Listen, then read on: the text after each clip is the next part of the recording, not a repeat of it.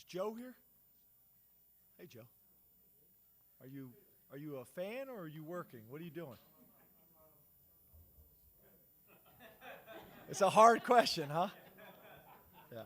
Well, welcome. It's good to see you. First of all, I want to thank you guys for coming out and covering Penn State football, like always. Want to give the 2005 championship team that was honored today, their credit and their respect. Obviously, having AZ, who was a captain on that team on our staff, is really cool. And then the crowd was great tonight. Had a great crowd. We appreciate the support that we have gotten up to this point. You look at the game, the one turnover, that one drives me crazy because although it wasn't as clean as I'd like it to be, and I think we make it harder than it needs to be at times, I do think we're playing winning football. On that one, we had a missed assignment, and you can't let one bad thing turn into two bad things. So overall, I've been pleased with how we're playing. We won the turnover battle. We won the explosive play battle. We won the third down battle. We won the sack battle. We won the field position battle. We won the penalty battle. And we won the middle 8. So all those things are positives that we got to build on. I thought our defense significantly took a step this week. Just more confidence, more command, more control of the defense, especially from our safeties and linebackers that are kind of running the show. So that was important going into this bye week.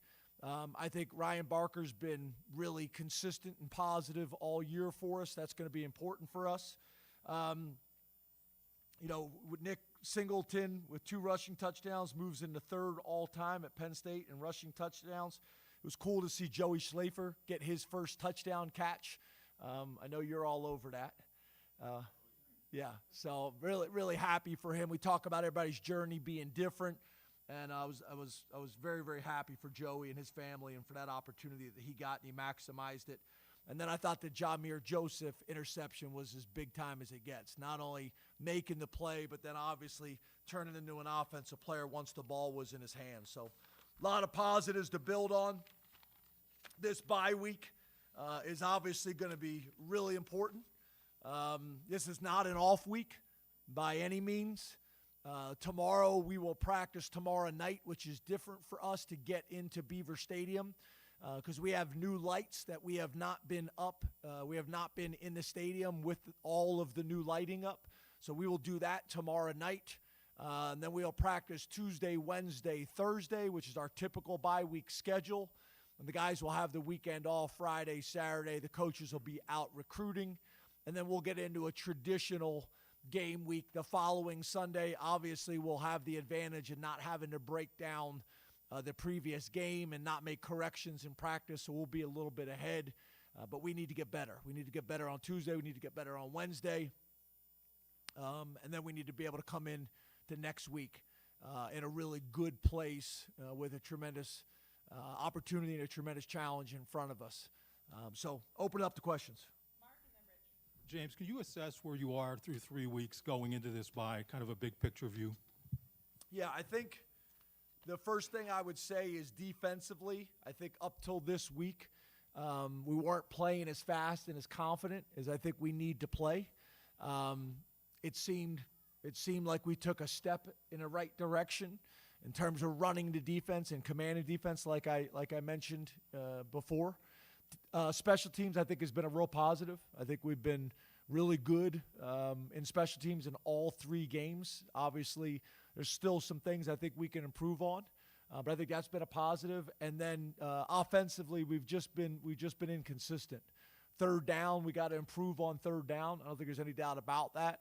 And then we got to be just more explosive overall. We won the explosive play battle today. So that's a positive. And we actually met our mark of 15%. We were above that. But still, I think there's a lot more room for growth in that area. So we're 3-0. I'd love to see us further ahead. I'd love to see us playing dominant in all 3 phases. But we know the things that we need to improve on, and we got plenty of film. And, again, this bye week's going to be important for us with a real challenge coming up the following week.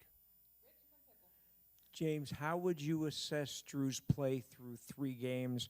Is he doing everything you want him to do? You alluded to the interception, and so I'm guessing that he's not doing everything you want him to do. Yeah. On the interception, we had a missed assignment, and you just have to be careful. Once one bad thing happens, you can't turn it into 2. You can't turn it into 2. So we got to be better there. You know, when you talk about touchdown to interception ratio, he's one of the best all time in Penn State history. But we got to help him get into a rhythm, and I think the third downs is a big part of that. We got to be better on third down as coaches.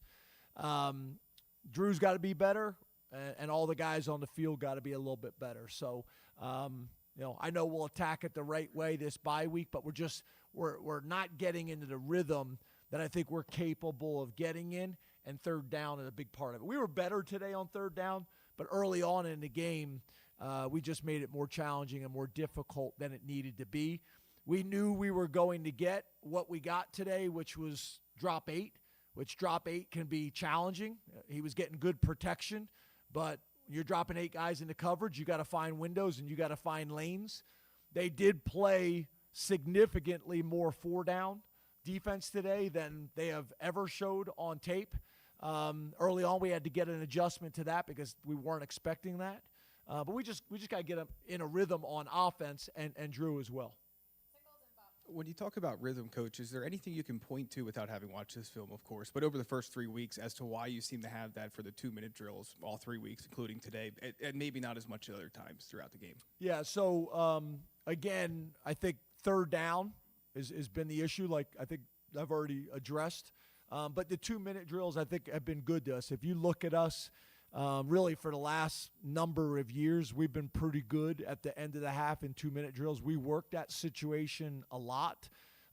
It's a smaller menu of plays that we rep, and we work it every single week against our defense. So we've been in more of a rhythm there. That's one of the things that we got to look at, that I've brought up last week and I'll bring up again.